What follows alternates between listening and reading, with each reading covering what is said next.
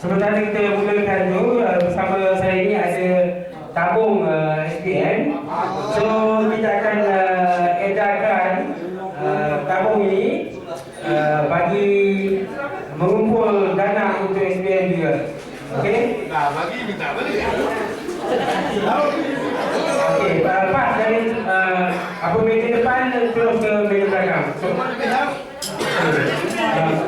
Weh, ambil yang mana beli okok lah. okey. Kalau rasa RM5 kunci ni bagi 10. Tapi kalau rasa 10 pun tak berapa besar bagi 50. Terima kasih. Kalau habis, tak boleh tak? Kurang, saya rasa besar dah tu ada kita ni.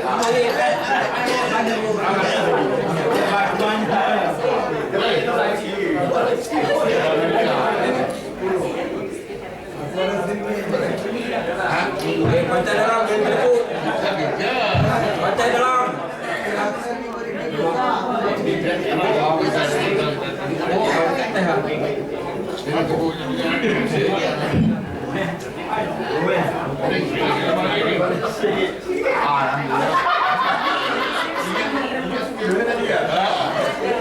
Bubur balik letak. Tak takut suri milih-milih semua itu.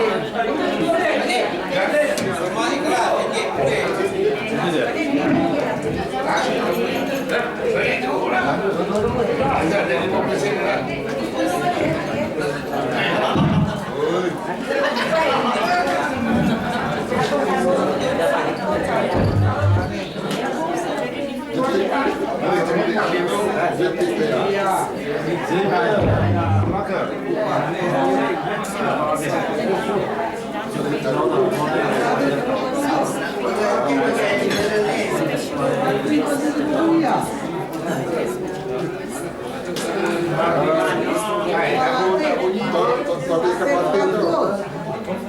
Tes, one tes.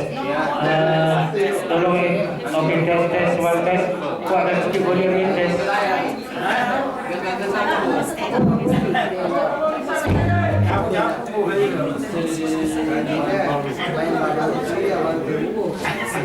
Hello.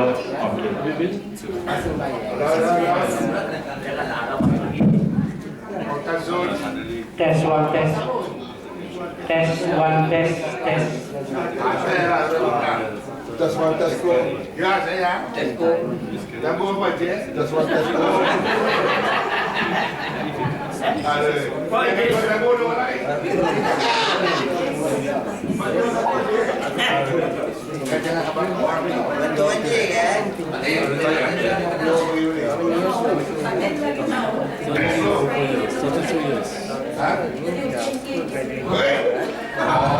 Kau kabur.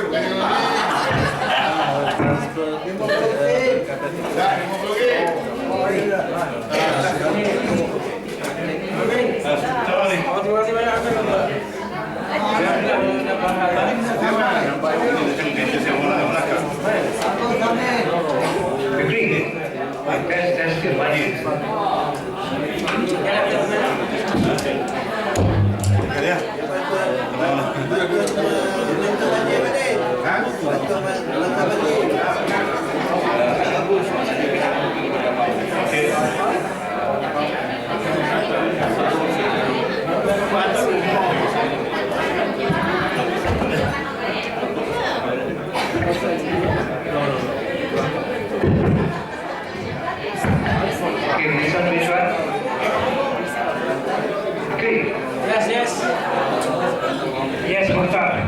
Roster, test, one test. Which one is it? This one, the one. Roster, okay. Then the heat table.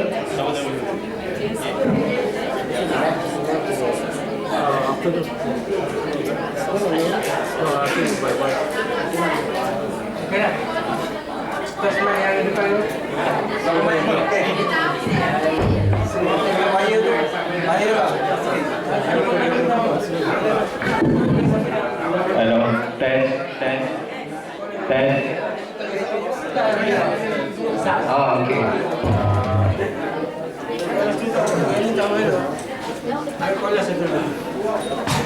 Don't turn off the mic.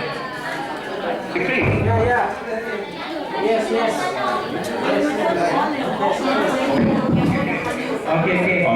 test.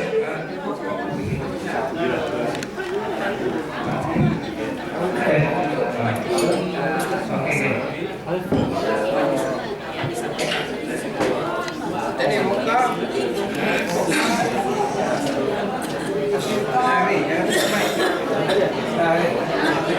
Okey, test.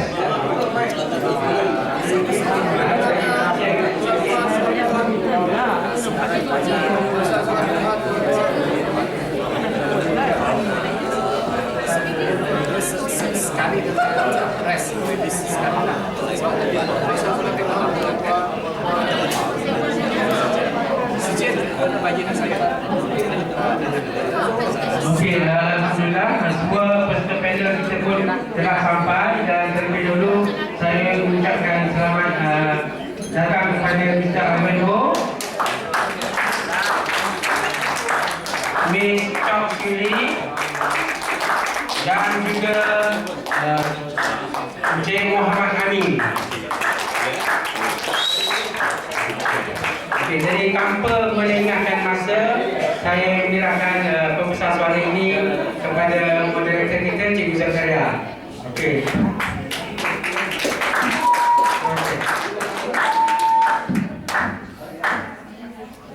Bismillahirrahmanirrahim. Alhamdulillah rabbil alamin.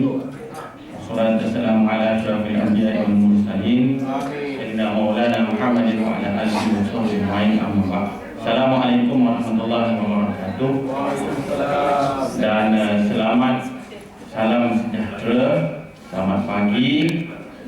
Bertemu kita sekali lagi dalam sesi salah satu kali sesi Convention SBM, Convention 50 tahun SBM. Jadi terima kasih di atas kesabaran para peserta forum, dan saya yakinlah ini merupakan forum yang memang dinanti-nantikan oleh semua peserta. Minta maaf terlanggar protokol. Yang berusaha Tuan Haji Muhammad Nazari bin Haji Osman, Presiden SBM. Dah datang belum? Ada. Saya tanya bagi pihak Pantai Dalam sebenarnya. Cikgu Muhammad Fikri bin Mak Yusof, Timbalan Presiden selaku Fungsi Penganjur Convention, Encik Rosyam Siddiq, Setiausaha Agung, Puan Yasmin, Bendahari Hormat, para peserta Convention, tuan-tuan dan puan-puan, dan juga yang kita alu-alukan ketiga-tiga ahli panel untuk forum pada kali ini. Saya bagi pihak penganjur mengucapkan berbanyak-banyak terima kasih kepada, terutamanya kepada ketiga-tiga ahli panel yang cukup hebat. Sebab itulah bila nama mereka tadi diumumkan, tepukan begitu gemuruh untuk mereka lah. Bila nama moderator diumumkan, tepukan kurang gemuruh. Ya, itu menunjukkan bahawasanya moderator ni tidaklah sehebat dan tidak seterkenal ketiga-tiga ahli panel kita pada pagi ini. Kipas lebih lemak. Okey saya kipas apa? Saya dapat tahu. Okey, baik. Saya sebelum kita pergi lebih jauh, saya ingin memperkenalkan secara ringkas ketiga-tiga ahli panel kita ni yang memang pun kita dah kenali. Okey. Yang di sebelah hujung sebelah kanan saya ni ialah Encik Ivanhoe Tak Choi.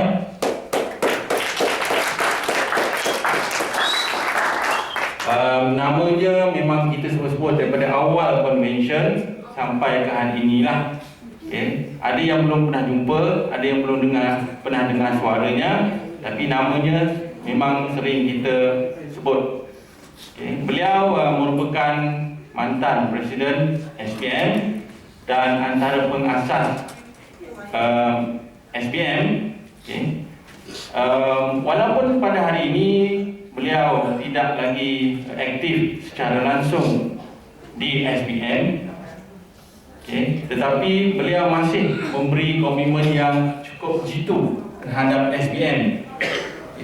Bagi golongan guru, pastinya kita tidak akan lupa antara sumbangan penting beliau yang telah berjuang untuk membolehkan Kementerian Pendidikan pada masa itu membuka pintu semula kepada golongan cacat penglihatan yang sesuai untuk masuk dalam bidang perguruan pada tahun 1990-an dulu. Itu antara sumbangan penting beliau. Banyak lagi sumbangannya yang akan kita highlight dari semasa ke semasa. Kemudian ahli panel yang kedua ialah di sebelah kiri saya, iaitu yang berbahagia Encik Muhammad Amin bin Matno. Tepuk sikit. Beliau merupakan juga mantan Presiden SPM, anak kelahiran Pahang, dan beliau ni masih aktif dengan SPM dan juga dengan lain-lain dengan organisasi lain lah.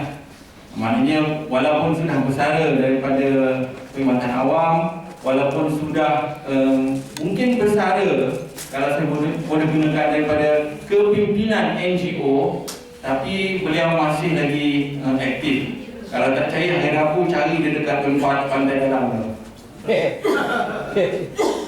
Bukan pantai dalam, tempat pantai dalam. Oh, ya. Ya. Okey. Kemudian ahli panel yang ketiga pula adalah Cik Chok Siuli. Tepuk sikit. Seorang yang cukup berpengalaman, terutamanya sebagai kaki tangan. Beliau mula menyertai SPM pada 1978. Kemudian 1989 sebagai staf. Staf tetap sehingga awal tahun 2011. Bermakna hampir 22 tahun berkhidmat sebagai kaki tangan SPM. Jarang orang boleh bertahan dalam MGO selama itu. Jadi dan kalau kita ada pengalaman berurusan dengan Cik Chok Suri ni, kalau kita call SPM masa dia bertugas dahulu, kita boleh bila kita dengar cara dia jawab telefon tu, kita tahu hari ini dia angin utara ke angin selatan. Ya, betul. Kalau kita call, dia jawab SPM, itu angin utara tu, bagus. Oh, itu pasal dia duduk sebelah utara sekarang. Kalau kita call SPM, dia jawab SPM, hello, itu angin selatan. Angin timur tak ada, angin timur. Jangan bergurau, straight to the point. Biasalah, sebagai kaki tangan memang beban tugas itu perkara biasa. Okey, kita sudah pun berkenalan dengan ahli panel. Dan seterusnya, sebelum saya mulakan soalan, saya ingin memaklumkan format forum terlebih dahulu. Baik, forum ini akan dijalankan dalam 4 pusingan.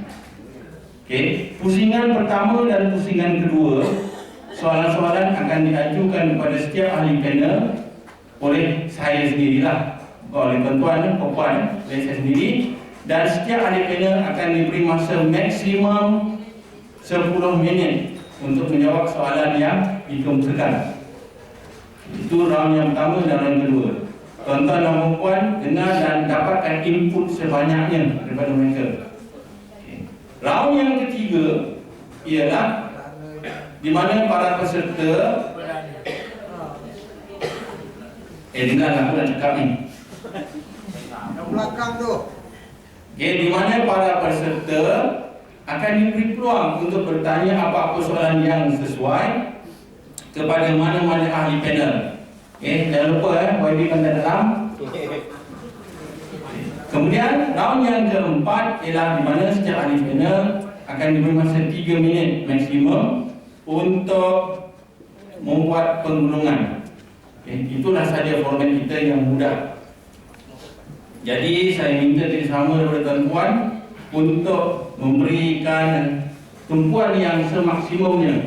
Mungkin ada soalan-soalan yang akan saya kumpulkan ini sudah pun disentuh dalam kertas kerja yang telah dibentangkan sejak hari Jumaat malam. Tetapi jawapan, fakta, data yang akan kita perolehi adalah daripada orang yang berbeza. Okey. Daripada hari Jumaat lagi kita menyebut tentang masa-masa sukar yang dilalui oleh pengasas-pengasas SBM. Hari ini kita akan dengar sendiri daripada salah seorang pengasasnya apakah kesukaran yang benar-benar mereka hadapi pada ketika itu. Okey, ini jarang-jarang kita dapat peluang macam ni lah. Okey, tanpa membuang masa lagi, saya akan mengumpulkan soalan yang pertama. In this first question, I'll dedicate to Mr. Ivan. Okay, my question is, could you share with us the history of the early establishment of SDM and the need to have another organization for the visually impaired? Because at that time there was already an organization provided services to this group.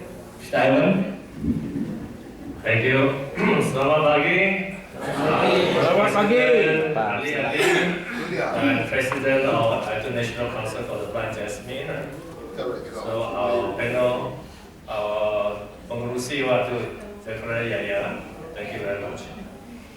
I tak pandai, as you all know, I tak pandai cakap dalam bahasa Melayu. About 50 years ago, my education was in English. And we also don't have the opportunity to study abroad. Sekarang you ada opportunity university setengah saja. Okay, so maaf. Why? Mengapa kita form itu SDM? 50 years ago. Very simple reason. Number one, kita tak ada suara. Everything was decided for us. Kita ikut saja. There was no leader in the blind movement.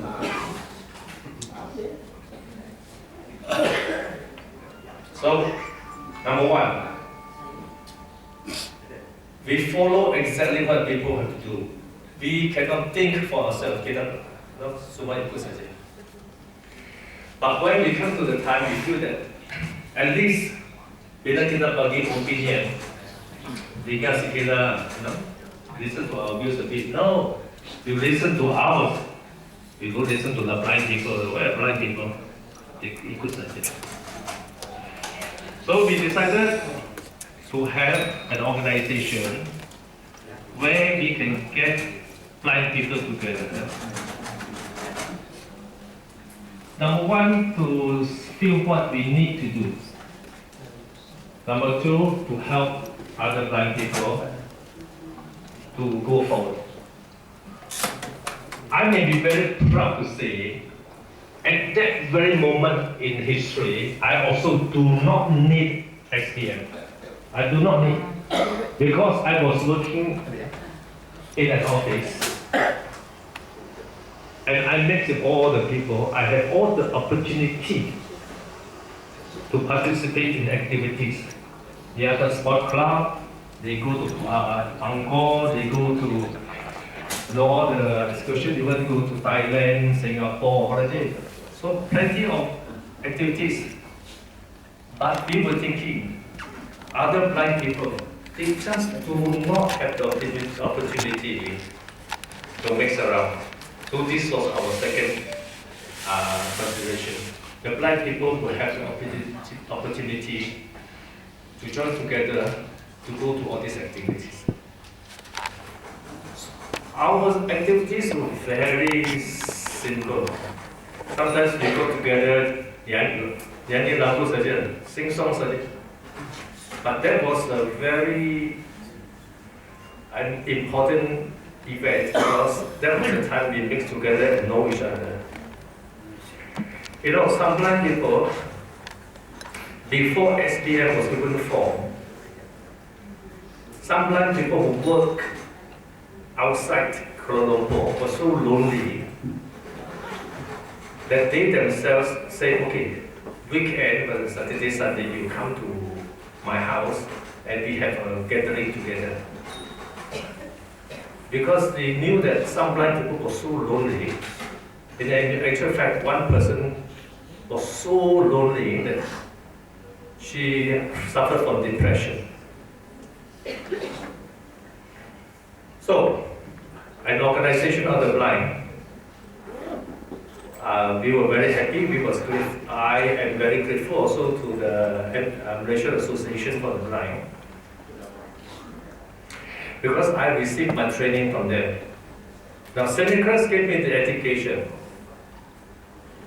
MAB gave me the vocational training. Well, they did a good job. But as you know, the time up, please tell me about Chairman. But as you know, in life, ada bapa, ada ibu, when we grow up adult, kita pun mau sikit independen lah. Kalau dia kontrol kita, kita pun different feeling lah. Apa ini sudah dewasa lagi mau kontrol saya. So this is the same feeling we also have. Now we have to exercise a bit of our independence. Now, coming to the more important issues,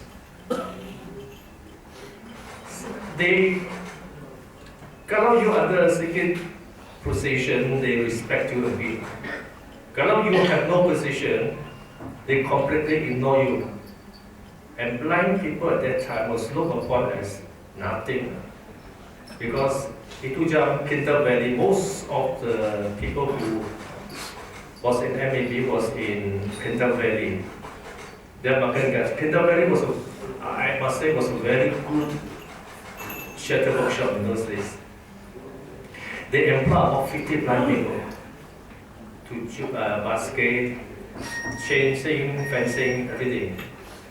But when we wanted to buy important things, you know, one issue to say, oh, blind people, only people who work in office can have a watch. People who work in workshop cannot have a watch. I say this kind of issue just demonstrates how you look down on blind people. So from that day onwards, we say SPM must be formed. And we will look into the issues. We do not know many issues. We look into the issues that will affect the blind. And we will make policies, make decisions that will help the blind. Maybe the certain people do not like it, the MAB does not like it, but we will go ahead. And for that, some of our leaders suffered with some punishment, I would say punishment, for supporting SPM. Thank you.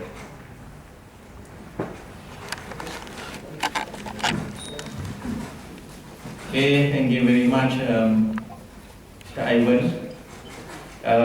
Umumkan ketibaan Puan Presiden yang masuk ke Dewan ini tadi tepat jam 9.32 pagi. Sendal dia. Tak payah. Okay, terima kasih. Okay, again to Mr. Ivan. Could you remember the name of the founding members, or the first central committee members of SPM, if you can? Itu jam bukan SPM. Itu jam was Selangor Society of the Blind, SSB. As you know, then you change to Society of the Blind in West Malaysia, lepas itu SPM. The first president was Mr. Lee Akau. Lee Akau today is not feeling too well. He's in a nursing home. Then we have Susan Yu, also secretary. Susan Yu is still very active and alert. Then we have Mary Poon. She is no longer with us. Elizabeth Ho, she was a treasurer, gone. She's already left the world, migrated, migrated to the next world. Then we have, I can't remember the others, but these are the things. My memory is not so good. I just baru balik dari Hong Kong 8 hari mesyuarat di sana. Tapi my memory of my account also sudah rusty, sudah berhenti. Thank you. Okay, thank you very much, Cik Aiwan. Jadi Dr. Wong boleh ambil perhatian lah pada nama-nama tersebut. Susan Yu, bukan Susan Yap kan? Susan Yu. Y-E-W. Mary Poon, not Grace. Mary Poon kan? Okay, tak apa, Dr. Wong saya yakin dia ambil note kan? Okay, dia juga YB Taman Tujuh tu. Okay. So, izinkan saya untuk beralih kepada ahli panel yang kedua, yang berbahagia Encik Muhammad Amin. Okay, walaupun dia menghadapi sedikit masalah, ada kemalangan tadi, tapi alhamdulillah dia boleh datang. Mana komitmen dia masih tinggi kepada SBM.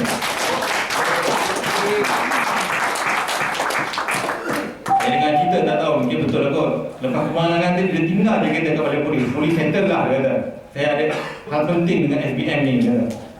Okey, jadi soalan yang saya suka tanyakan kepada yang berbahagia Encik Amin ialah selaku mantan Presiden SBM, bolehkah anda galurkan antara pencapaian utama SBM dalam tempoh 50 tahun penubuhannya? Kita dah dengar benda ni diuraikan hari itu dalam salah satu kertas kerja. Tapi hari ini kita nak orang yang pernah terlibat sebagai orang nombor 1 SBM nyatakan sendiri sebenarnya bagi pada pandangan beliau selaku seorang yang pernah menduduki tempat pertama singgah sana di SBM ni, pada pandangan beliau apakah sebenarnya pencapaian utama yang pernah dicapai oleh SBM dalam tempoh 50 tahun yang lepas? Silakan Cik Muhammad.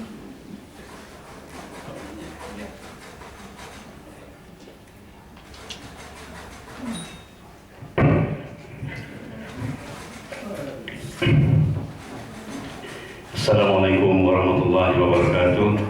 Selamat pagi, salam satu Malaysia, and good morning to everyone. Yang dihormati Tuan Presiden, Naib Presiden, serta seluruh barisan kepimpinan dan juga saudara moderator begini. Ya, sebenarnya saya sebagai saya sebenarnya mulai sikit ada kemalangan hati kecil pun tak kecil, kerana besar-besar. Somebody knock my car belakang,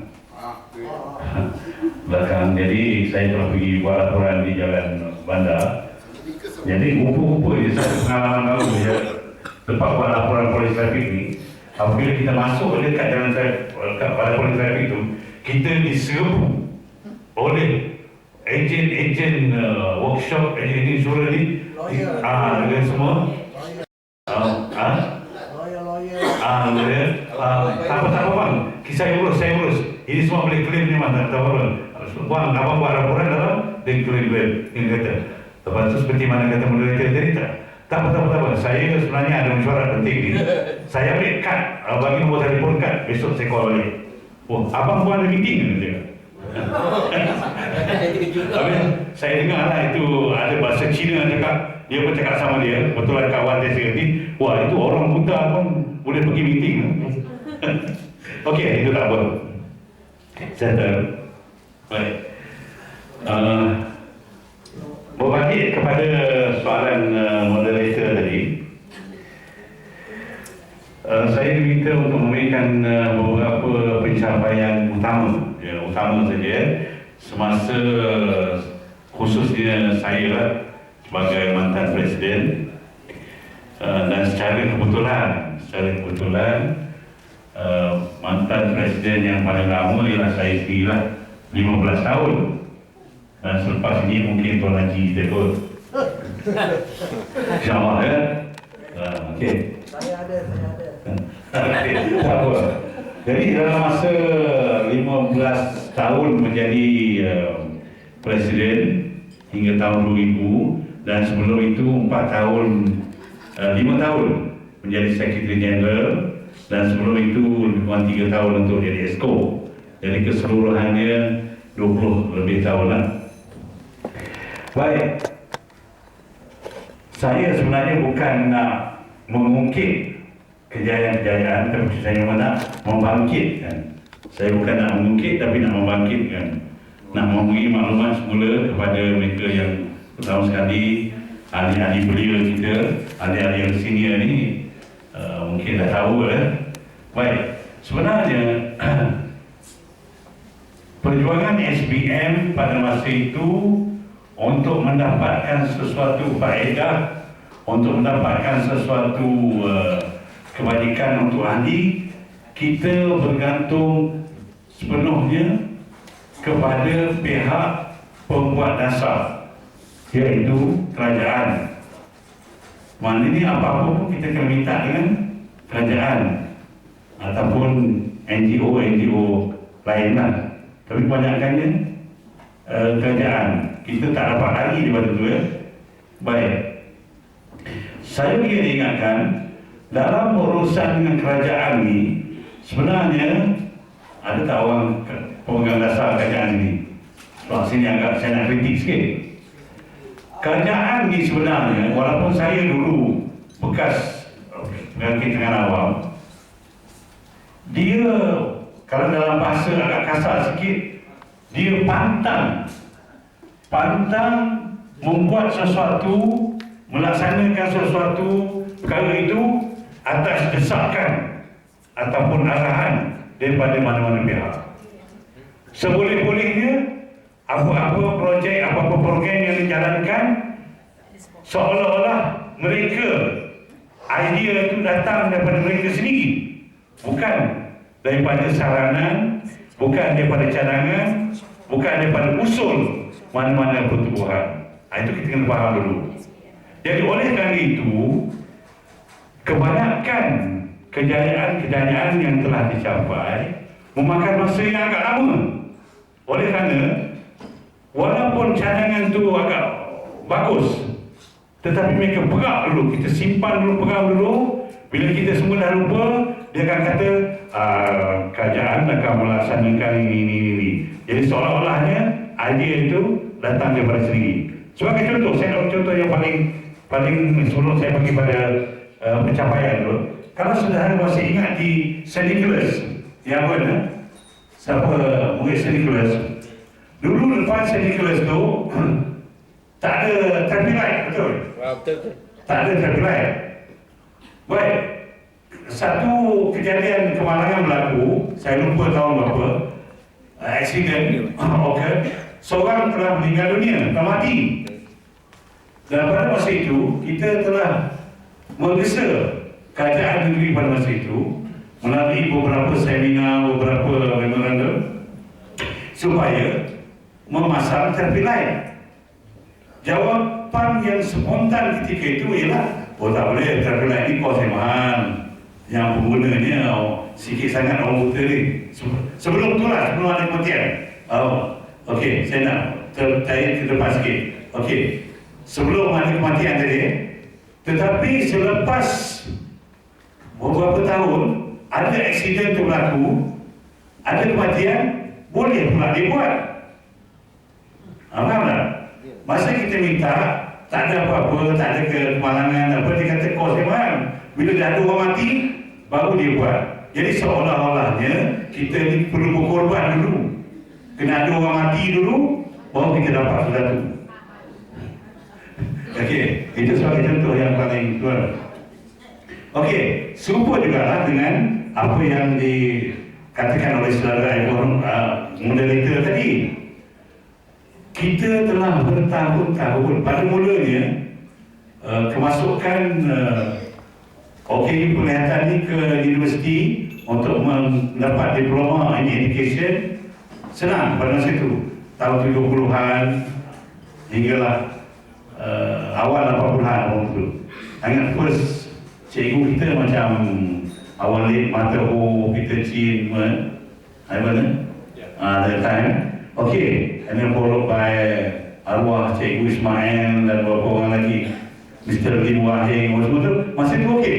Kemudian dengan izin, entah hantu mana yang hasut kerajaan ni, sejak tahun 1981 pintu diploma education itu ditutup. Minta maaf kasar sikit begini, pasal panas. Kita biar berkata baik walaupun benar. Dia kata benar lah, walaupun baik, sorry. Saya pinjam kata-kata moderator, tapi itu sasu. Entah hantu mana, tapi itu saya rekod lah, hantu mana yang saya boleh katakan yang mencadangkan kerajaan orang buta ni tak boleh, tak sesuai mengajar. Tapi walau macam mana pun, dia boleh katakan di setiap seminar, di setiap simposium, kita terus mencadangkan bangkit kali ini, sehinggalah pada tahun 1998, masa itu NCBN pun campur tangan, barulah pintu ini dibuka semula, dan dia mengatakan bahawa itu program kerajaan. Dia tak kata bahawa pintu itu dibuka semula atas cadangan-cadangan NGO. Bukan NCBN sajalah, mana NGO lain pun ada. Dia tak kata pun. Dia kata kerajaan sekarang telah bersempati dengan OKU Penglihatan dan telah membuka pintu untuk ini. Jadi mengambil masa lebih kurang 18 tahun. Itu satu. Saya sentuh. Dekat nak habis. Saya dah lama tak dapat main ni. Okey. Yang kedua itu dalam bidang pendidikan. Yang kedua dalam bidang sukan dan rekreasi, sports and recreation. Now, before 1983,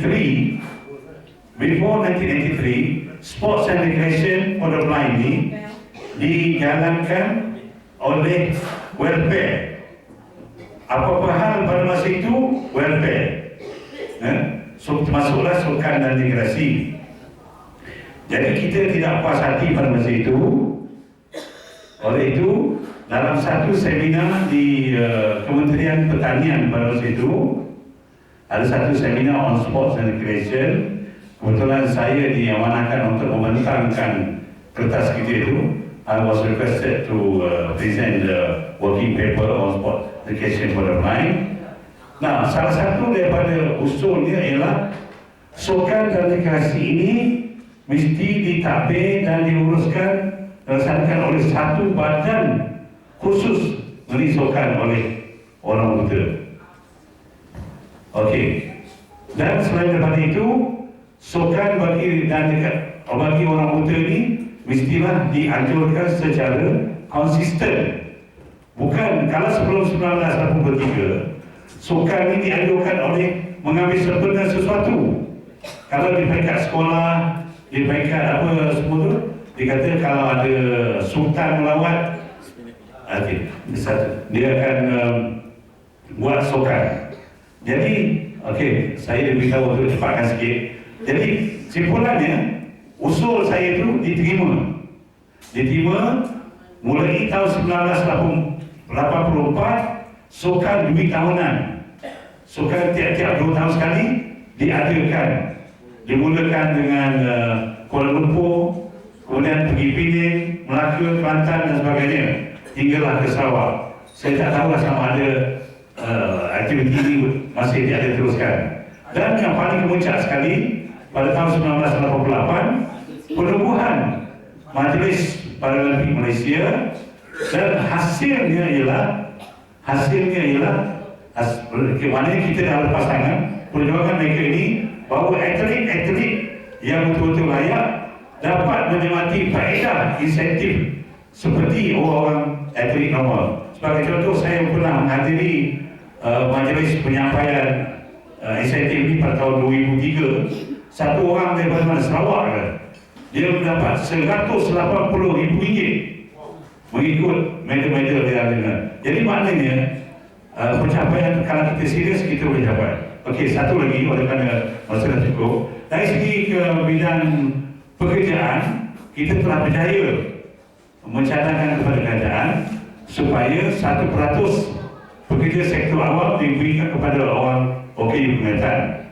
Tetapi mereka mengatakan bahawa itu adalah program mereka. Jadi 1988 pemilih ini telah diadakan, tetapi malangnya sehingga hari ini pencapaiannya begitu galakan. Jadi kita pulanglah kepada kepimpinan yang ada untuk buat desakan seterusnya. Dan akhir sekali berkenaan dengan bidang kebajikan ini, pada awal 80-an ramai kawan kita yang telah bermain muzik tepi jalan. Ya. Kemudian kita diminta untuk mengatasi masalah tersebut. Jadi masalah tak dapat diselesaikan, jadi kerajaan membenarkan pemain-pemain muzik di tepi jalan lah, untuk mendapatkan satu. Dan pada hari ini saya pendekkan cerita, syukur alhamdulillah bahawa Dewan Bandar Raya telah bersetuju ataupun telah pun memberikan permit untuk orang kita untuk do basking di mana-mana tempat kawasan bandar raya lah. Mana sekarang ni kita dah ada permit. Jadi siapa-siapa yang berbakat dalam bidang muzik bolehlah pergi di BKL, mohon nanti dia ada audition test, ada audition. Kalau lulus audition dia bagi permit dan kita boleh jalankan itu. Baik, saya akan sambung nanti kuliah kalau itu. Terima kasih. Terima kasih kepada yang berbahagia Encik Muhammad Amin. Dan satu perkara yang kita harus beri perhatian di sini, apa yang telah disampaikan oleh beliau tadi ialah sesuatu perkara yang kita cadangkan ataupun kita usulkan kepada pihak berkuasa, dia mengambil masa yang agak lama untuk direalisasikan. Jadi pada semalam beberapa usul yang kita dah pergi tu, dan daripada usul-usul cadangan-cadangan itu, berapakah yang akan dapat direalisasikan dalam masa terdekat. Ini kena diambil perhatian lah. Dan kita selaku ahli, kadang-kadang kita harus faham perkara ini ya. Satu cadangan kalau kita ajukan kepada pihak berkuasa, utamanya hari ini cadang, bukan esok jadi. Mungkin tahun depan, mungkin 5 tahun yang akan datang.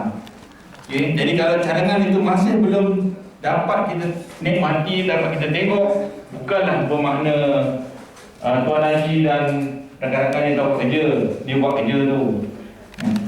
Saya kipas tu apa dia dapat.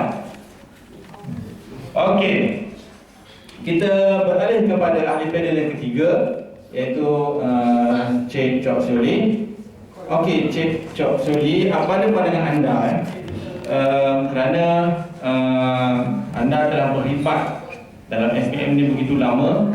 Jadi sebenarnya apakah peranan yang telah dilaksanakan oleh ahli dan oleh kaki tangan dan juga ahli yang telah menyumbang kepada pencapaian SPM dalam tempoh 50 tahun yang lepas?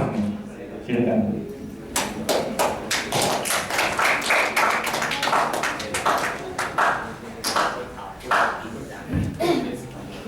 Good morning, everybody. Hari ini pastinya you boleh nampak itu angin tiup dari udara, pening memari.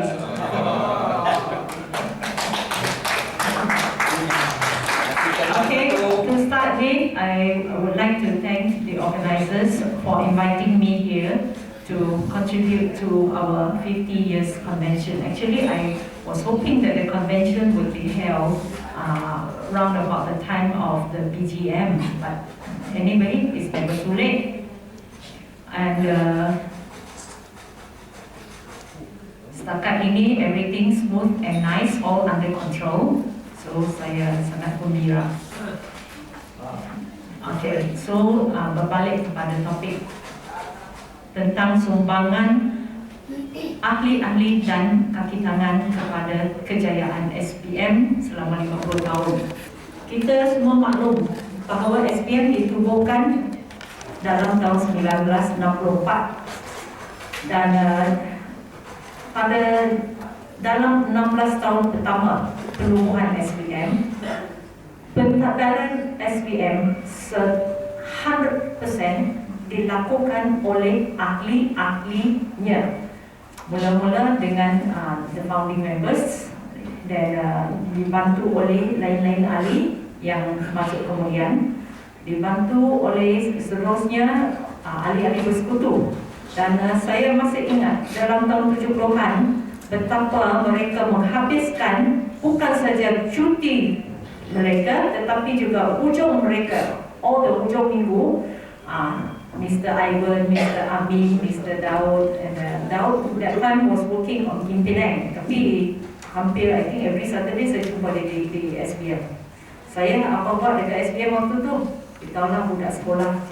Hari Sabtu, hari Ahad, hurray, you buat apa yang suka. So saya pun sangat tertarik dengan pengorbanan mereka yang begitu banyak. Dan saya pun volunteer juga. Sejak usia saya 21 tahun, dalam tahun 77, saya sudah volunteer. Saya sudah datang membantu SPM di mana saya ada kebolehan untuk membantu. Dan setelah berkecimpung sebagai seorang sukarelawan selama setahun, one day saya di approach oleh salah seorang pemimpin, "Can you come in to be the secretary of my committee?" Dia kata. That was in 1978. Dan saya pun kata, "Can a non-member serve as a secretary of a committee?" Dan dia pun terperanjat besar. You are still not a member yet? So saya pun pergi, saya diminta pergi jumpa dengan Secretary General at the time, Mr. Ivanhoe. No, 1977 I think Ivan is president. Itu saya presiden. Presiden. So saya tak tahu. No, 1977. I think you were 78. 78. I think still Ivan, still Ivan. Yes. So saya tak tahulah kenapa itu kawan suruh saya pergi terus dekat Ivan, itu presiden. Tapi apa hal pun, saya pergi jumpa Secretary General. That time was Leong Teck Yao, minta orang, minta dia mengisikan. And then pencadang penyokong dia kata you have to find. So I pun cari Ivan. What? You are still not a member? Dia kata. Tapi apa hal pun nasib baiknya dia tak jual mahal, dia bagi saya sokongan juga lah. Dan saya pun mulalah menjadi Secretary of the Education Committee. So begitulah hingga tahun 80. They used the money first to buy a building in 1976. So in 1980, I think SPM was quite confident that they have enough money to employ a full-time staff. Dan saya pun biasa jumpa ini staff, dia seorang-seorang, dia duduk kat pejabat pada hari bukanan hujung minggu untuk membuat kerja-kerja yang perlu dia buat. Ya, menaik, tak berhenti-henti lah dia menaik, dulu pakai typewriter semua. So, begitulah mulanya pentadbiran SPM dibantu oleh full-time staff. Then I think 1981, the first executive secretary diambil 83. Oh, 83. Okay, so saya silap sikit lah. 1983. So Mr. Godfrey Ui, waktu tu dia seorang guru di Green Lane Convent di Penang sana. Tetapi dia meletak jawatan dia sebagai seorang guru bertauliah, earning a good salary, and one of the pioneers in the teaching line. Dia meletakkan jawatannya untuk mengambil jawatan sepenuh masa dengan SPM. Dan so dengan adanya seorang eksekutif yang full time, of course kita punya volunteer members, leaders yang selama ini mengendalikan SPM secara sukarela. So dia boleh lebih maju lagi sikit, dia bergerak sebab sudah ada orang untuk implement. So itulah kita punya early days. Pada hari ini semua cawangan kawasan sudah mempunyai sekurang-kurangnya seorang full-time staff sekurang-kurangnya. Mungkin some cawangan ada lebih. Dan HQ ada 6 orang, memang sudah ada 6 orang staff even when I was working there. Tetapi sekarang mungkin ada sedikit perubahan dari segi functions of the staff. And dengan adanya full-time staff, tidak bagaimana saya sebutkan tadi, dia tidak decrease, dia tidak mengurangkan semangat sukarelawan di kalangan ahli-ahli kita untuk terus merancang, melaksanakan, mencari idea baru untuk SBM bergerak. Of course, our main concern was untuk memenuhi kehendak dan keperluan ahli at grassroots level. Tapi kita juga mengambil kita juga bear in mind apa trend negara dan apa yang kita punya members perlu ada supaya mereka boleh menikmati kehidupan yang bermakna dan at the same time kami juga mau empower members at all levels, tak kira lah sama ada itu member itu muda atau tua, berpendidikan tinggi atau tidak. Our main concern was to empower our members to stand up for their own rights and to fight for survival, to fight to get to where they want to go. Bagi mereka yang sudah hilang macam bukan hilang pedoman, jadi sudah ada mengalami krisis confidence lah, because terlalu banyak rintangan yang terpaksa kami lalui hari-hari dalam hidup dalam komuniti. Jadi mereka ini kami galakkan mereka yang sudah steady, sudah kuat, sudah confident untuk beri peer support. So that secara tak sedar, this thing we don't do secara formal. Kita tak ada kata dalam ini mesyuarat kita mesti adakan antara kumpulan ini pergi ke ini tempat untuk beri peer support atau semua ramai members kita buat secara rasa simpati, rasa empathy lah kita kata, bukan simpati lah. Simpati itu kesian. Empathy itu ialah kita faham itu orang mengalami kesukaran dan kita tak kutuk itu orang, tetapi kita cuba membantu orang itu supaya boleh ada skills yang lebih kuat untuk terus mengatasi cabaran yang mereka hadapi. Okay? So cara-cara lain yang kita membantu, saya punya misi ni dia slow sikit lah. Staff kita pun, staff turnover SPM, I'm very happy to say from my experience, staff turnover kita tak tinggi. Ada setengah, I think ada setengah, there are times bila kita mengalami pertukaran staff agak kerap, tetapi overall staff kita turnover tak tinggi. Dan staff begitu mesra dengan ahli-ahli at all levels. We have always realized that our clerks are doing much more than clerical work. Kalau tak percaya, you fikir sendirilah how your clerks and your branches function. They are not just doing clerical work, they are doing all sorts of things. Okay?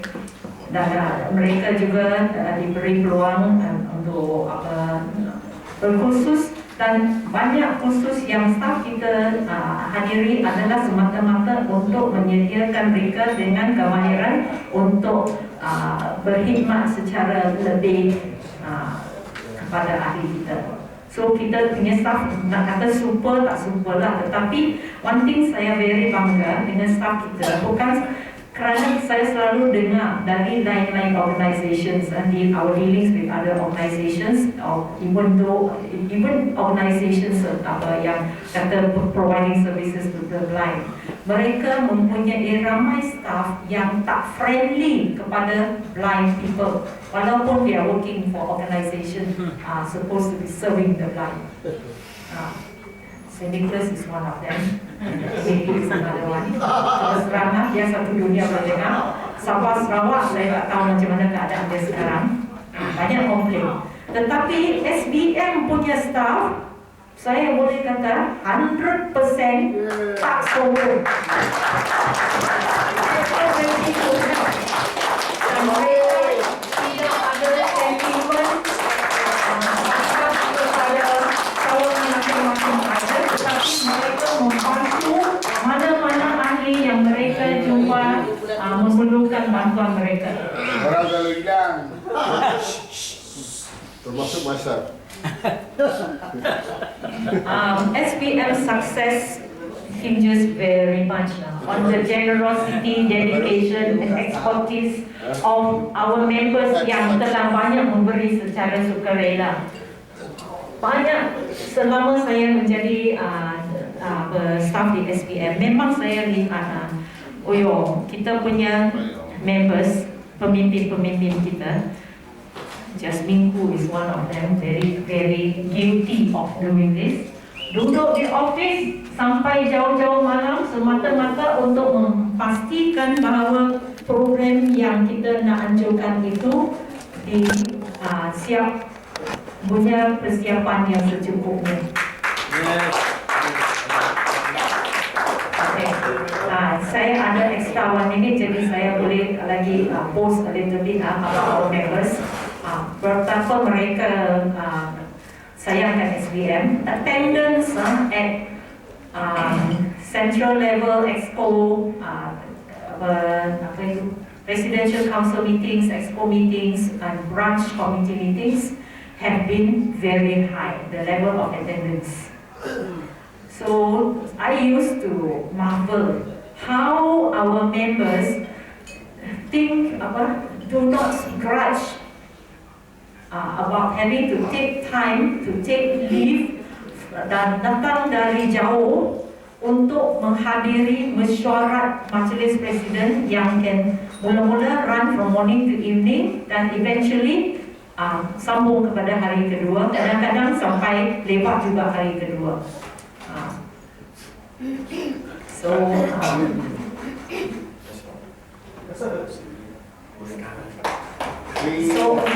untuk menjawab soalan itu, saya ingat sumbangan. We just have to thank our leaders and our staff who have given their best to carry out their work to try to reach out to members at all levels. We try to reach out to each and every one of the members. Tetapi ada juga members yang susah sikit mau reach out, walaupun kita gunakan bermacam cara untuk berkomunikasi dengan members, but we will still continue to try. I'm sure about that. Tapi kita tetap juga selalu masih perlu grumble lah. We have so much work to do, but there are not so many dedicated workers compared to our membership overall. Sekian, terima kasih. Okey, terima kasih Dr. Sioli. Walaupun dia banyak kerja, tapi seingat saya lah, selalu angin utara tu lagi banyak daripada angin selatan. Kalau 10 kali call tu angin selatan mungkin 2 kali sekali saja. Lain semua angin utara. Itulah kalau kita call, dia akan jawab SBM. Tu bagus punya angin kan jawab. Nasi kandar satu. Anyway. Okey. Kita telah pun tamat round yang pertama dan mungkin kita akan ambil masa yang sedikit panjang pada pihak penganjur. Sebab saya yakin semua begitu memberi perhatian pada forum ini. Okay, kita masuk kepada round yang kedua pula, bagi meneliti cabaran-cabaran masa depan yang mungkin akan kita hadapi oleh SBM itu sendiri. Baik. My question to Mr. Ivanhoe. Now, identifying the challenges of the future of SBN is an increasingly important element to ensure SBN always capable to take on any challenges and obstacles in future. So, in your view, Mr. Ivan, what are the major issues that must be tackled and how do you go about it? Mr. Ivan. Thank you. Maaf tadi saya terlupa itu Mr. Kadam Pillay, dia pun Vice President SBN 1964. Okay, what are the challenges? 50 years from the day we were formed, we look forward to the future. Last time we were asking for activities, we have a lot of activities. Peluang for sports, for other things, there are plenty. So what do we blind people want to look forward to? What are the challenges for an organization? In my opinion, we are all getting old. Youngsters, when they come forward, well, medical services are very good. Many people are prevented from being blind. So maybe in 15 years or 20 years, there will be no blind people. Even if they have blind people, technology, now they have, if you have other things, other electronic in the eye, implant, you can see almost, nowadays you can hear with electronic things, and maybe you can see with electronic eyes, but that is hope for future. But there will always be blind people who will be very old. So maybe this is one area which we will look into how we can, not that we will provide the services, but we should speak up to the government to ensure that our needs are there. Government may build homes for the disabled, for the orang dewasa, the senior citizen. But the blind people still have needs. So this is one area. And we are in the field of human rights.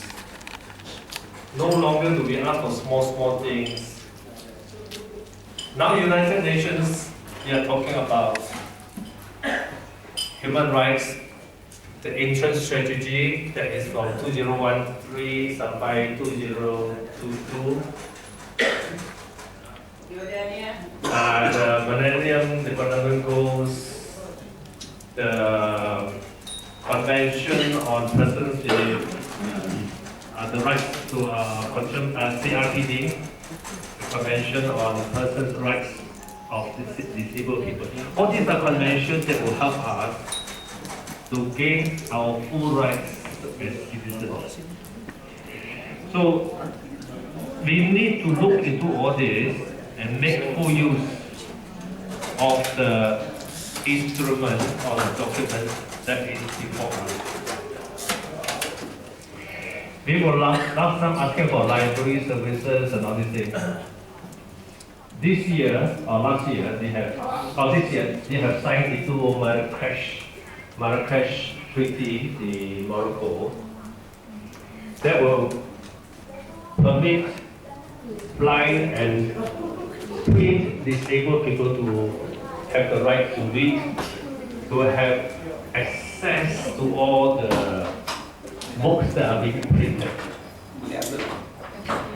So as I say, our things are changing, but we will still have to provide certain benefits for our members. But that's not make our organization a welfare organization, where people come to get benefits like that. We will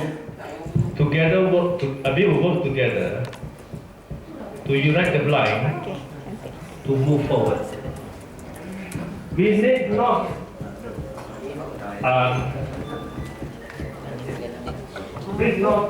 some people say I don't need SBM anymore because I'm now successful, I have a degree, I have plenty of money. But in the heart of heart, we still have to band together. And we have to, and people nowadays don't treat blind people as one group again. They lump us all into disabled groups. So if the blind people are scattered together, not united, without thinking they are very well to do, don't like to join together, we will find that we are being pushed aside with other disabled people. So the disabled people will speak for the blind. No, we still want to maintain that we will join hands with other disabled people, the wheelchairs, the hearing impaired, semua.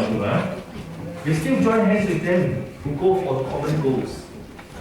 But we have our specific needs.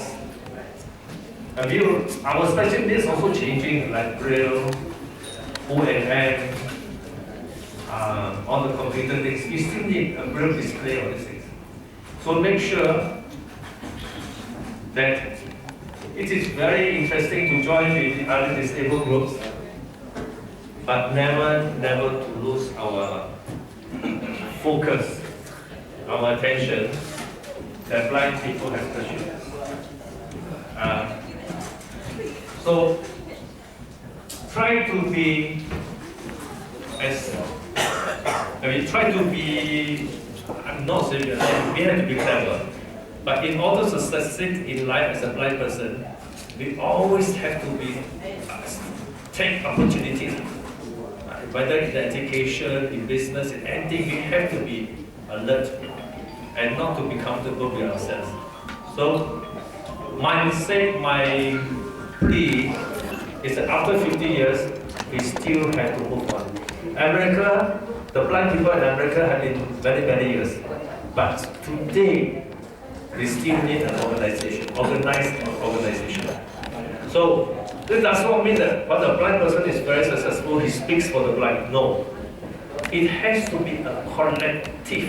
And all the views must be discussed among ourselves before presenting to government or presenting to other NGOs. So unity is still the same message 50 years ago and still relevant today, and it still will be relevant many years to come. Thank you.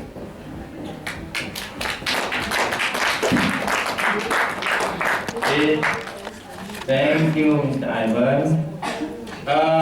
Kalau kita perhatikan ya, kita sudah ada, kalau tak silap saya Tuan Haji 5 mantan presiden, betul kan? Dan seorang presiden terkini lah.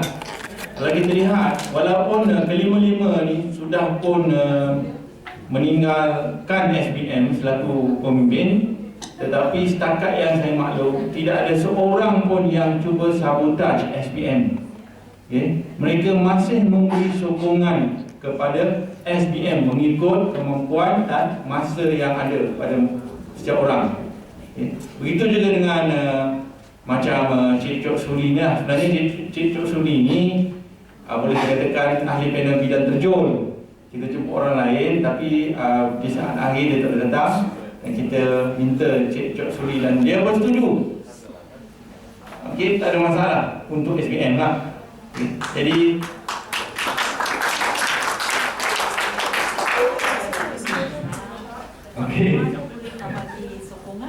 jadi apa tu, perkara inilah yang sepatutnya kita generasi muda, saya dan generasi muda lah, okay, harus sama-sama mengambil teladan. Okey, kita terus kepada ahli panel yang kedua untuk round kedua ini, iaitu Encik Muhammad Amin. Okey, Encik Muhammad Amin ya, ahli merupakan komponen yang sangat penting dalam organisasi seperti SBM. Jadi sebenarnya apakah peranan yang seharusnya dimainkan oleh ahli bagi memastikan SBM sentiasa relevan dengan cabaran semasa.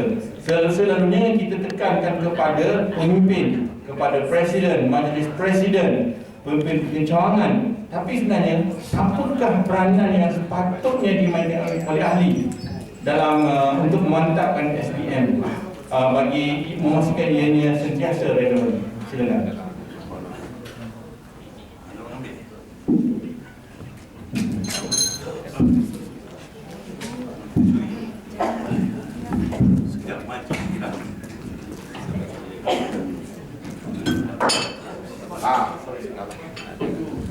Boleh minum.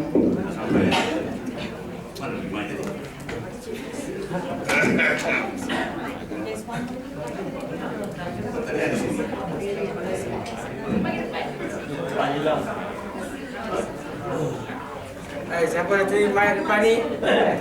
Balik, pelanggan. Diskon yang ada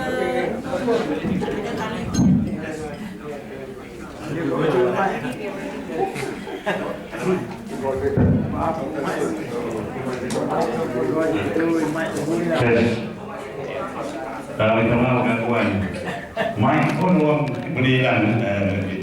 Tak pun. Okey, test. Tak cukup, tak sedap lah main. Okey. Ingat Pak Din setuju tak sedap Pak Din Dah. Okey. Pak Din daripada gigi, okey dia tahu. Okey. Sikit dia, sebenarnya apa kata-kata moderator tadi, mantan-mantan presiden memanglah tak ada pun niat dan tak pernah pun, dan mudah-mudahan tak akanlah tak ada rasa nak sabotaj pun SBM. Tetapi kami ini mantan-mantan presiden seolah-olahnya, saya tak nak sebutlah perkataan lagi satu tu, seolah-olah dia dilupakan. Umpamanya, saya nak bagi contoh sikit, minta maaf lah ya. Tapi diharap di masa-masa akan datang, yang sudah tu biarlah berlalu. Di mesyuarat, di majlis-majlis yang penting, seperti sebagai contoh, mesyuarat agung baru-baru ini, sebenarnya 50 tahun. Kami mantan-mantan tidak dijemput pun sebagai mantan presiden untuk duduk di bahagian barisan hadapan. Kami tak perlu duit, tapi kami perlukan recognition. Mungkin terlepas pandang tak apalah, tapi masa-masa akan datang, tolong kami kira mana mantan-mantan presiden ataupun jawatan tertentu yang hargailah mereka ini dengan memberi penguatan. Ada macam-macam itu jemput dia, hari tongkat putih studio dia ke, bagilah tambang free bukan selalu. Maknanya bagilah faedah sama yang dinikmati oleh ahli majlis sekarang sebagai mengenang jasa lah. Okey, baik. Sebenarnya mudah saja soalan moderator tadi. Ini telah pun dijawab oleh saudara Ivan Bo ataupun telah diterangkan oleh saudara Ivan Bo dulu. Memanglah kita akui ahli-ahli di mana-mana pertubuhan, persatuan memanglah merupakan penting. Tak ada ahli, tak ada persatuan. Jadi yang paling penting sekali, seperti mana logo kita sendiri, yang moto kita sendiri pun, bersatu membawa kejayaan. Betul kan? Jadi maknanya peranan ahli seperti mana yang diterangkan oleh saudara Iwan tadi, kita mestilah bersatu, kita mestilah unite together. Jadi kita faham peranan ahli yang seterusnya ialah pertama sekali, dia setiap ahli kalau boleh mestilah faham sepenuhnya tentang perlembagaan SBM. Sebab apa? Kalau kita tidak faham perlembagaan SBM, maka kita tidak dapat menghayati kehendak-kehendak dalam peraturan tersebut, dan in the final analysis kita ambil tak kisah saja. Jadi mana kita tak tahu. Kita masuk ahli, menjadi ahli, ada sabotaj pula. Okey. Ini kes. Tasun lah tu. Mati kan? Itu bateri habis lah. Technical error. Tes. Technical.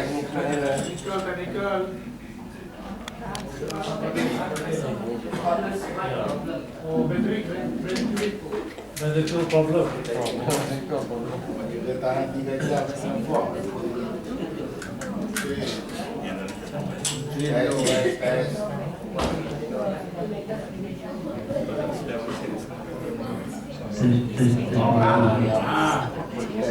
Okey. Jadi maknanya kita setiap ahli peranan ahli tu kan, kita mesti faham, memahami sepenuhnya perlembagaan SPM. Jadi kalau setakat ini belum faham lagi, pihak-pihak yang tertentu, baik di peringkat cawangan, mestilah menganjurkan selalu majlis-majlis atau sesi-sesi penerangan untuk memberi penerangan tentang perlembagaan kita. Apabila kita dah faham, okey. Sebab apa? Dalam salah satu daripada perlembagaan SPM kita ialah hak ahli ialah di dalam mesyuarat agung, betul tak? Jadi kadang-kadang kita pun tak faham pun apa tujuan kita pergi mesyuarat agung. Pergi makan angin dia. Kalau outstation ramai yang nak pergi. Kalau di tempat sendiri mungkin kurang. Jadi tanggungjawab kita ialah kita mesti ingat bahawa kita dibiayai sebahagian besarnya oleh SPM. Walaupun kita kena bayar 50-60 ringgit, tetapi kita kena bayar mungkin banyak lagi 100 lebih daripada SPM. Jadi kalau kita pergi mesyuarat agung, datang pergi, tapi dalam sesi mesyuarat agung tu kita pergi ke tempat lain, kita pergi mengawal tempat lain, tak hadir pun mesyuarat tu. Jadi kita telah salah gunakan duit orang ramai. Sebab apa? Duit orang ramai yang kita gunakan untuk mesyuarat agung tu. Okey, itu salah satu.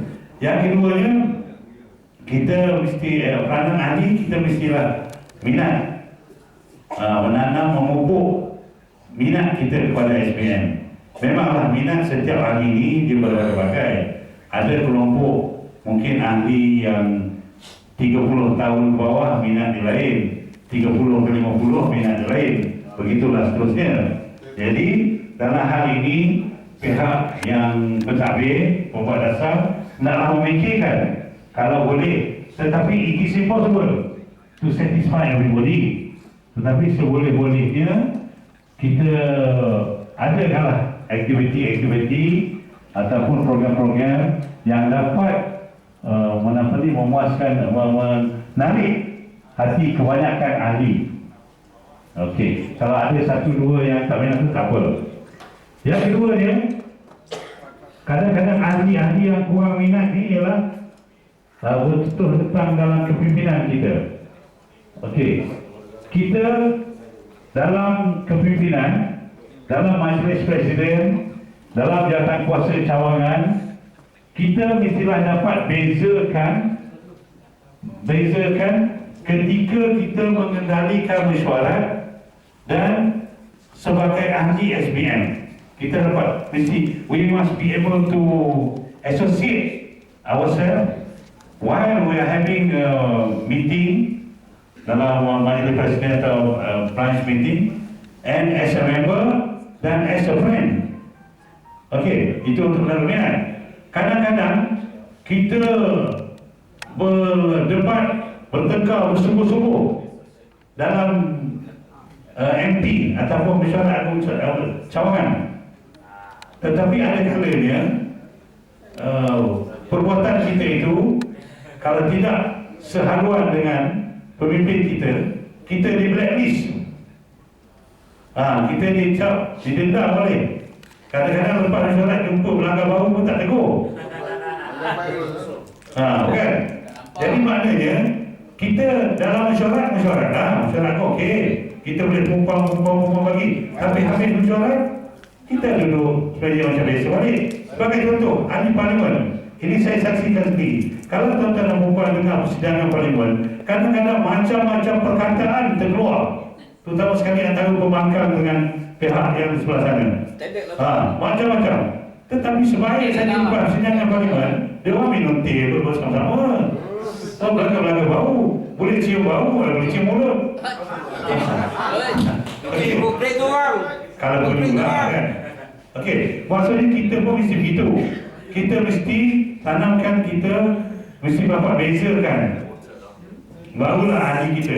Kadang-kadang ahli ni dia takut nak bersuara dalam mesyuarat, dalam mesyuarat agung dan sebagainya. Takut nak bersuara kerana dikuatiri oleh pendapat dia itu tidak bersehaluan dengan pihak yang berdasar. Dikuatiri makna selepas ini apa nama ni, dia tidak dapat kalau nak mohon apa-apa lah.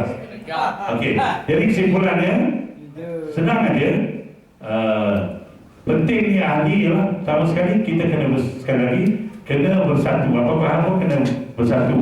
Keduanya, ahli-ahli mesti faham perlembagaan lebih dulu dan seboleh-bolehnya tanamkan minat kita terhadap untuk memajukan pertumbuhan kita. Okey, sikit lagi moderator sebenarnya. Cuba kita tengok sikit lagi Saya nak ulas sikit saudara Ivan dari penerangan dia. Kita pertumbuhan SPM ditubuhkan oleh kerana kita tidak puas hati dengan NGO pada masa itu. Betul kan? Okey, pernah tak kita tanya mengapa pertumbuhan lain yang ada seperti cendawan tumbuh pada hari ini ditubuhkan sedangkan SPM dah ada? Faham tak? Cuba kita tengok. Pada tahun 90 awal 80-an Pertis ditubuhkan. Tak apalah, Pertis ni dia punya objektif yang lain di seluruh agama. Kemudian malahan pada masa Pertis ni nak didaftarkan, kita dipanggil oleh pendaftar pertubuhan sama ada macam mana nak bagi tak kelulusan pada Pertis ni, sebab SBM dah ada. Saya kata oleh kerana mereka ni ada objektifnya seluruh agama, bagilah. Okey. Lepas itu Agape Services pula ditubuhkan bermain. Tak apalah, berseluruh agama. Kemudian selepas tahun 2000 ni, kalau saudara tahu, kita ada macam-macam. Kita ada PPOBM, kita ada Burkom, kita ada Pusat Khidmat, kita ada akan datang Society for the Environment. Jadi apa yang saya nak katakan di sini ialah kalau SPM tidak membuat sesuatu untuk mengadakan identiti sendiri, saya khawatir makin banyak pertumbuhan orang buta akan ditemukan. Alasannya ialah kalau makin banyak pertumbuhan ditubuhkan, pengeluaran kita makin kecil. Kita nak minta duit pada sumber yang sama, minta pada orang ramai, dia minta derma je. Semua ada pertumbuhan yang ada ni pun minta duit pada orang ramai, termasuk kita. Jadi orang ramai berkeliru yang mana satu nak bagi ni. Jadi tujuan saya sebagai kata Ivan tadi, nak nampak bahawa SPM kena buat sesuatu supaya ahli-ahli lebih berminat untuk mengamati kita sepenuhnya dan tidak pertumbuhan lain. Terima kasih. Okay, terima kasih kepada Encik Muhammad Amin. Kalau tuan-tuan dan puan perasan dia bagi, dia tak ada ketiga keempat, kedua. Jadi saya kira tadi sebenarnya dia ada 6 poin yang diutarakan, tapi semua kedua. Campurlah. Yang 4 sensitif. Okey, tak apalah. Dan yang satu, kalau kita perasan tadi, dia adalah beberapa perkara yang beliau bukan maknanya ada mengutarakan beberapa kritikan lah. Jadi kita kena ambil positif. Sambal tu kalau tak pedas tak sedap. Okey. Baik. Kita terus kepada panel yang ketiga, iaitu sekali lagi kepada Encik Chok Suli.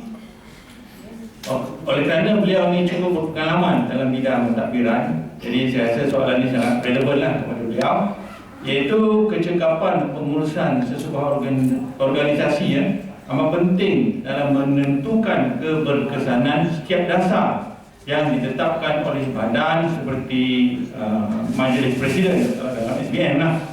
Jadi apakah yang harus dilakukan oleh SPM sendiri untuk memantapkan lagi pengurusan organisasinya. Jadi saya rasa pihak kepimpinan tertinggi harus beri perhatianlah kepada apa yang akan disampaikan oleh ahli panel yang cukup berpengalaman dalam bidang ini. Silakan. Halo. Halo. Ada. Angin selatan tu. Angin utara kah? Tak ada, Penang mari. Oh, Penang mari. Nasi kandar satu ah. Tak ada, saya mau nasi dagang. Oi, Allah. Okey. Ya, Mami. Saya pun tak tahu, saya tak ada satu apa kata answer yang foolproof bagi soalan yang dikemukakan. Tak ada satu kata cara yang boleh solve semua masalah. No way. Dalam pertubuhan macam kita, sebuah pertubuhan sukarela yang berbentuk base kebajikan atau sosial, self-help, apa base pun, pertubuhan kita adalah satu pertubuhan yang bersifat kemanusiaan. We deal with human beings. Apa macam kita tengok pun is the human beings. Kita cari wang untuk human beings guna. Kita buat program apa pun memang human beings punya interest yang kita fikirkan.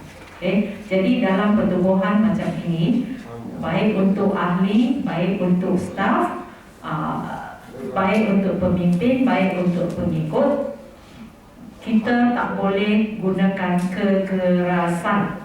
Kita sentiasa perlu beri tunjuk ajar, beri bimbingan. All the time we have to be prepared to give bimbingan dan galakan dan dorongan. Itu saja cara untuk menggalakkan pemimpin, pengikut, staf atasan, staf sokongan supaya melakukan tanggungjawab masing-masing dengan rasa suka rela, rasa willing to give their best secara terbaik mengikut apa yang ditetapkan. Okay? Dan bagi SPM, kita tak boleh ketinggalan dalam pengurusan SPM. Kita kena gunakan information technology, tools technology in our management at all level. Kita perlu gunakan sepenuhnya web-based tools. Kerana web-based tools boleh meningkatkan kita punya komunikasi dari satu level ke satu level. Okay? Baiklah kita guna administrative tools ni, sama ada kita nak mengutarakan policy ke atau guidelines yang kita sediakan untuk program-program pengendalian, program planning lah. And then operational procedures yang boleh membantu kita tidak melambat-lambatkan sesuatu proses, dan orang-orang yang perlu kita lengkapkan supaya kita dapat semua maklumat yang perlu kita ambil perhatian. Dan ini semua lagi satu, kalau kita gunakan ini dia web-based tools, dia menjimatkan masa dan dia kita akan lebih berhati-hati lah, harapan saya begitulah. Dan akses kepada kita punya vision impact members and staff pun adalah lebih baik, kerana kita tak perlu lagi tertunggu-tunggu ada tak volunteers, ada tak staff, ada tak kawan-kawan yang boleh datang untuk membantu kita membaca sesuatu atau mengisi sesuatu orang. Okay? Dan kita punya staff membership punya database. So kita sudah dengar dari orang muda semalam. Orang muda mereka ni memang sudah jauh maju dalam penggunaan teknologi. Jadi bagi mereka, if you have to satu go through manually memang sesuatu yang sangat susah. Jadi kita harus teruskan usaha kita untuk menggunakan database untuk manage kita punya membership information, membership data, supaya kita boleh gunakan database yang sama untuk mendapat banyak statistical data yang lain. Dari segi-segi yang lain, macam kita nak tahu berapa orang yang berusia dari 20 hingga 30 tahun, berapa ramai ahli wanita kita, berapa yang sudah kahwin, berapa yang bekerja sendiri, dan berapa yang ramai yang belum ada kerja, dan seterusnya. Okay?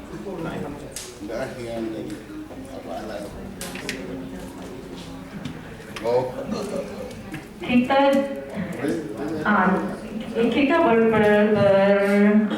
berurusan dengan ahli-ahli kita most of the time. Tetapi kita juga perlu berurusan dengan pihak-pihak tertentu di mana perkhidmatan ataupun kemudahan yang mereka sediakan itu kita perlu gunakan dengan sepenuhnya. Jadi ini bermakna lokasi premises kita, sama ada yang kita nak beli ke, yang kita nak sewa ke, kita maksimalkan dia punya strategi. The location of our premises must be strategic supaya members mudah nak datang. Members yang muda ke, members yang separuh umur ke, members yang sudah tua ke, yang perlu berurusan dengan SDM senang datang. Janganlah beli bangunan macam yang Penang punya tu, walaupun ada pas servis, pas jalan 1 jam 1 kali, kita pun tak tahu dekat mana nak berhenti, nak turun. Janganlah marah, Cuk. Janganlah marah. Itu orang derma. Tak ada, itu bukan derma. Janganlah marah. Itu kena tiga Daud. Itu beli. Okay, so itu satu untuk menambah baiklah apa yang sudah berlaku tu, kita menangis sajalah, kecuali kalau kita dapat ubahlah. Okay, so meeting of all staff kita memang dedicated. Tetapi staf kita kadang-kadang kalau lama ditinggalkan, dia pun mungkin ketinggalan dari segi mengetahui perkembangan terkini, especially kalau kita ada dasar baru atau perubahan prosedur. Jadi sebaik-baiknya saya cadangkan ada staff meeting. Ini semalam you sudah dengar, at least once a year bagi semua staff. Dan di selain buat meeting tu ada juga upgrading punya courses ke yang di throw in supaya kita punya staff sentiasa rasa muda. Okay, and then HQ staff especially memainkan peranan yang penting sebagai penghubung di antara pihak pembuat dasar dengan branches and regions dari segi pelaksanaan dasar-dasar tersebut. Jadi HQ staff perlulah banyak berdampingan dengan branch dan regional punya committee members atau dan juga staff mereka. Dan leaders and staff of SBM, kita jangan saja limit ourselves to apa yang SBM organize saja dari segi upgrading courses, dari segi motivational courses. Kita juga perlu participate dalam apa yang dihasilkan oleh lain-lain agensi supaya kita tidak ketinggalan.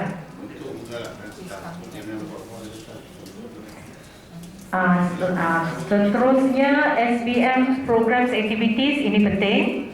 Kita setiap program, setiap aktiviti yang kita buat, kalau kita nak memenuhi seruan mantan Presiden kita Muhammad Amin supaya orang lebih mengenali kita, supaya orang buta lebih mengenali SBM dan mau jadi ahli SBM instead of pergi berpecah belah di 100 sudut lain. Jadi kita punya programs dan kita punya activities, kita mesti advertise, kita mesti maklumkan kepada semua orang melalui media massa, Facebook ke, Zelo ke, dan segala seterusnya. Sekarang telefon ni memang sangat banyak bagus digunakan sebagai tool communication, tidak kira tak semestinya setakat nak melepaskan rindu dekat mak ke ayah saja, tetapi kita boleh gunakan telefon itu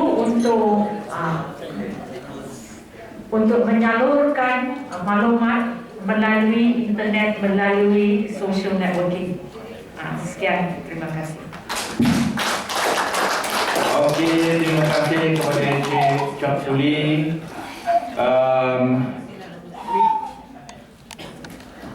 Waktu sekarang pukul 10.45 pagi. Ya, saya faham. Oleh kerana masa yang sudah begitu suntuk, maka dengan kuasa yang ada kepada saya terpaksa membatalkan round ketiga. So, kepada yang nak simpan soalan tu, minta maaf saya pandai dalam ya. Lama rugi aku simpan soalan. Okey. 3 soalan boleh? 3 soalan. Banyak apa 3? Tak apalah, sebab saya pun mesra ahli. Jadi saya boleh bagi satu lah. Satu sahaja. Yang gunakan mikrofon sahaja. Saya kira sampai 3. 1, 2,5. Moderator makan nampak je saya juga. Jangan boleh nak kabur. Mike tuan lawyer. Kita pimpin. Terima kasih kepada Tuan Moderator.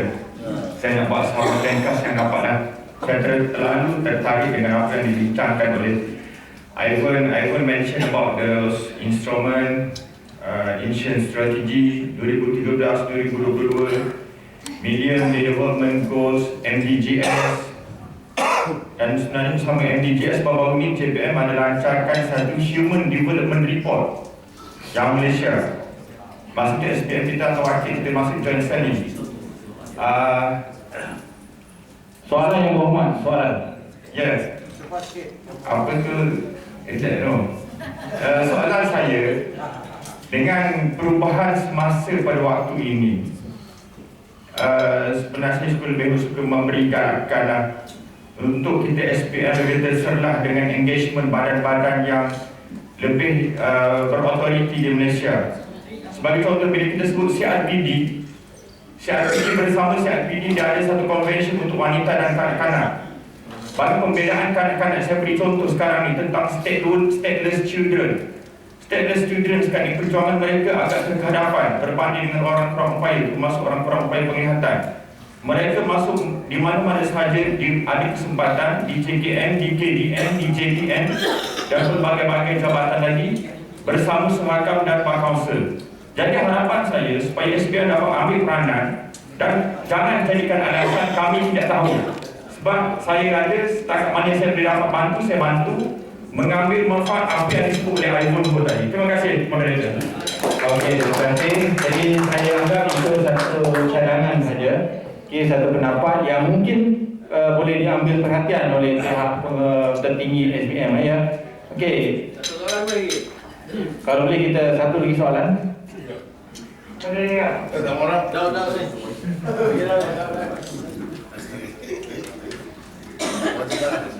Nak minum dulu.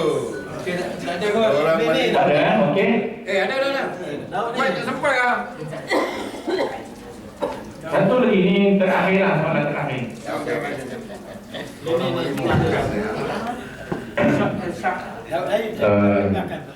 Saya Daud dari Kelang. Saya nak tanya dengan Cik Evan lah. Tapi saya minta maaf dengan Cik Evan, saya tak tahu dia cakap dalam bahasa Inggeris ni. Jadi soalan saya, apakah di permulaan pertumbuhan SPM ditubuhkan pada tahun 1964 itu ditubuhkan, apakah waktu itu pihak Jabatan SPM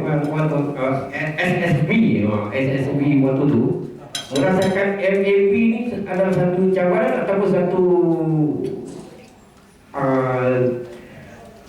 tanda persahabatan ataupun macam mana? Tanya MAP. MAP dengan waktu tu lah, dengan SSB tu. Okay, thank you. Terima kasih Cik Daud. No, I think. Huh? He wants to know how was this Relationship lah. SSB and MAP. Was it the cordial one?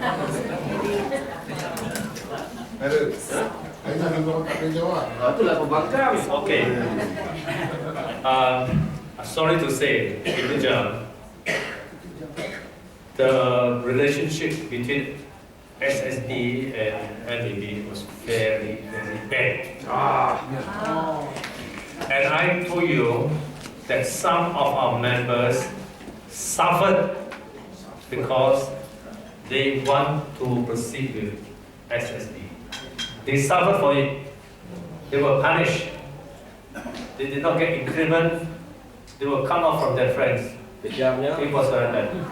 It was only in 1974 that we asked MAP to state whether they want to support SBM or we want to continue with the fight. And at the workshop they said, oh, I think we have to support SBM. Thank you. Okey, terima kasih. Maknanya semasa awal SBM, SSB memang cabaran begitu ketil ya. Cabaran datang daripada Sorry, can I just interrupt saja? Yes. There's one very important statement.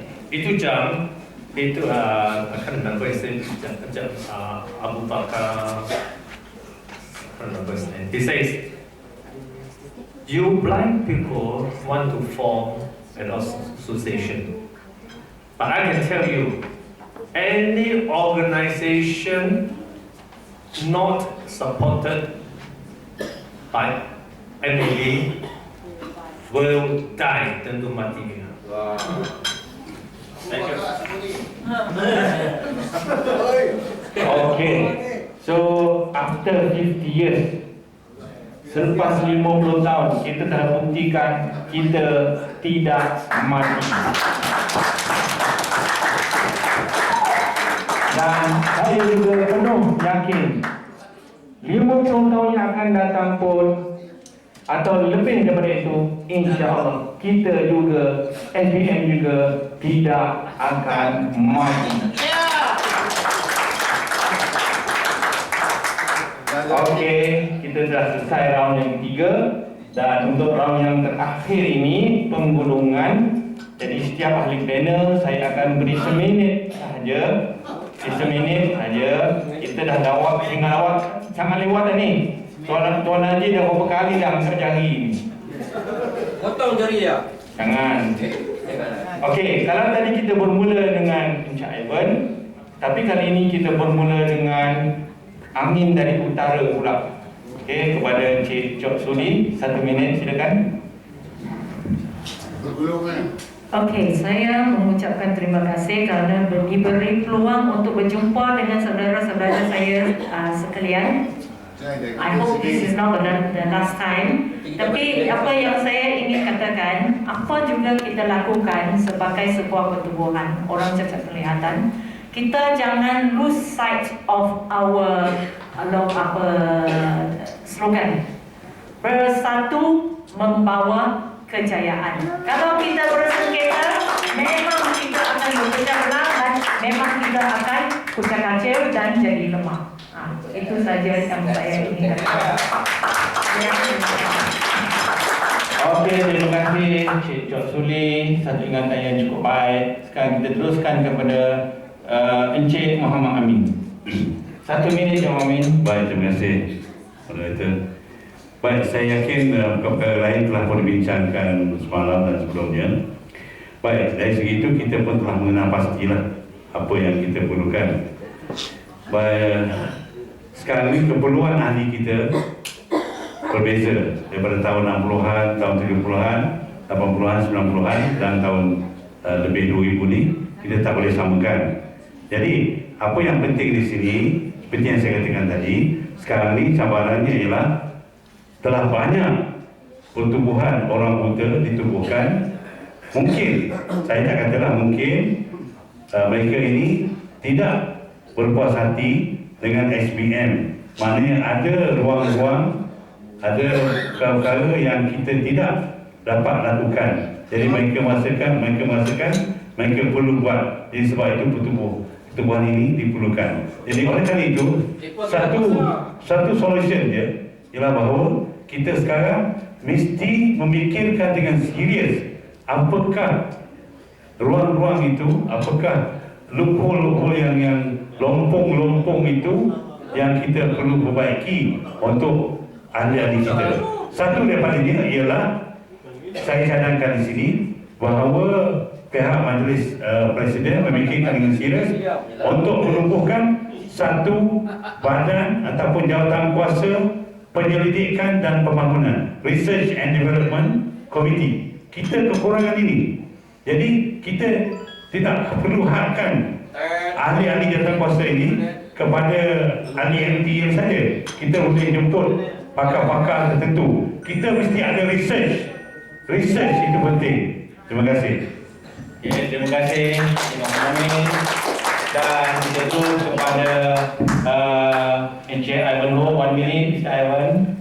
Thank you very much. Saya ucap terima kasih untuk saya ini convention. I would like to say that we move on.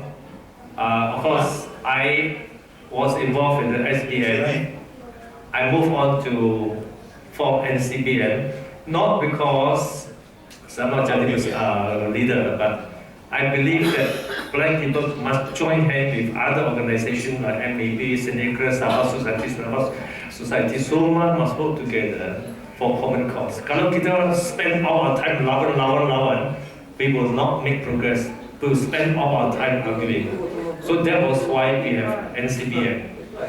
And from NCBM, of course, we have also joined with the World Blind Union Asia Pacific, after the World Blind Union, because we are in this world interdependent. We learn from overseas, from the world, then we come to NCBM, then we come down. But most important, itu base. The base is SBM. It's very important. Kalau kita tak ada itu asas, kalau itu rumah tak ada itu foundation, dia ada runtuh. We must all the time concentrate on building SBM. And I mean to say, we must keep on researching what we must do. And not only concentrate on to give members to welfare aid, but we must make sure we are responsible. Kita ada tanggung jawab.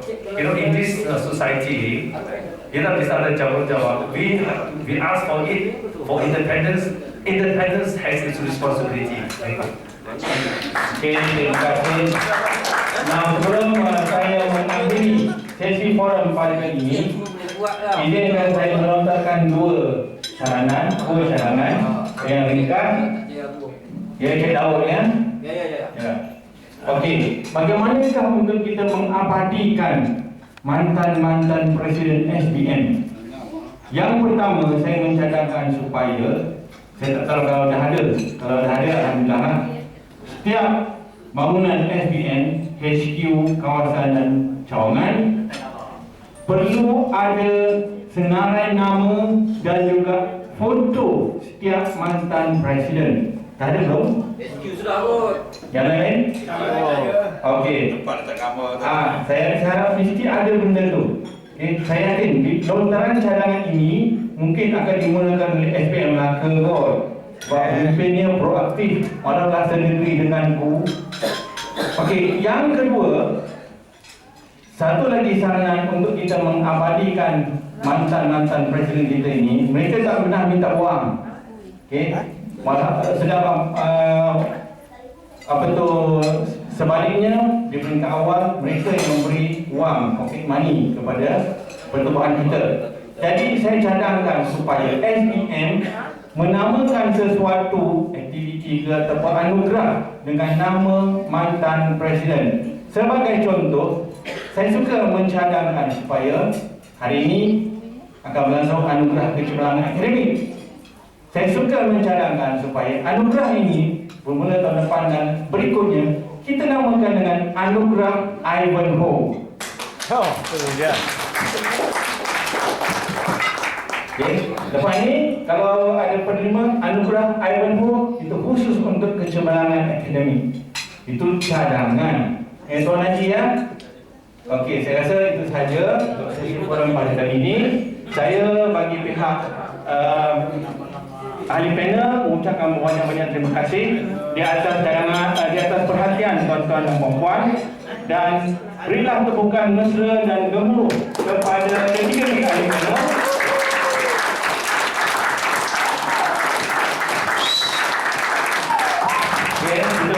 Sekali lagi kita ucapkan berbagai terima kasih kepada Encik Ivanhoe, Encik Muhammad Amin dan juga Encik Chok Suri. Mudah-mudahan ini bukan pertemuan yang terakhir. Kita akan berjumpa lagi dalam banyak lagi sesi dan juga aktiviti.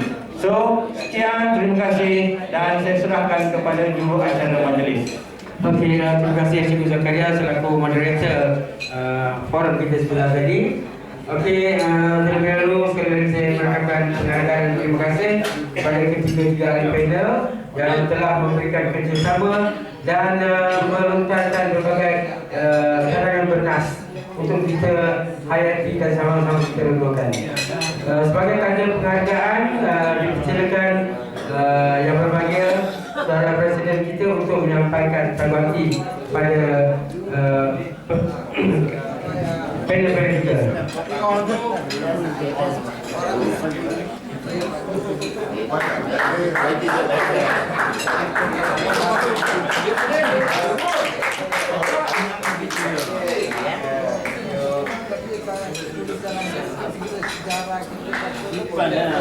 Okey, cenderan pertama silakan Mr. Ivanhoe.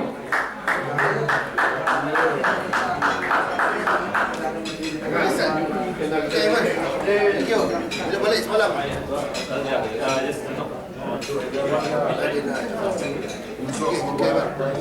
Okey, selanjutnya berikutnya kepada Richard Sidi.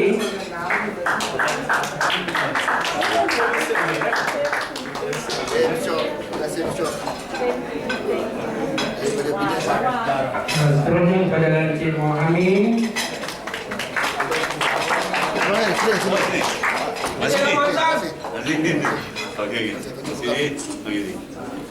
Jadilah mantap. Seterusnya kepada moderator kita Encik Zakaria.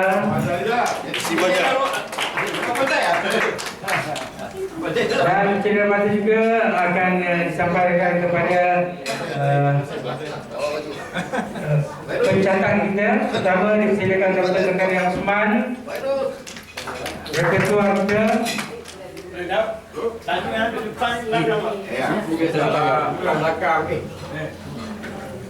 Saudari Hasmah Hashim dan juga Zahari Hashim.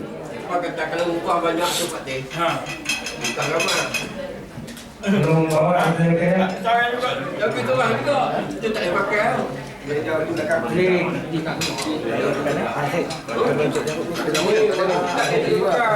Kopi lah. Terima kasih, Pak. Yes. Okey. Boleh telefon lah. Kita akan beristirahat untuk seketika dan kita teruskan dengan jamuan minum pagi dan kita akan meneruskan dengan sesi kita saja dalam masa 10 ke 20 minit lagi.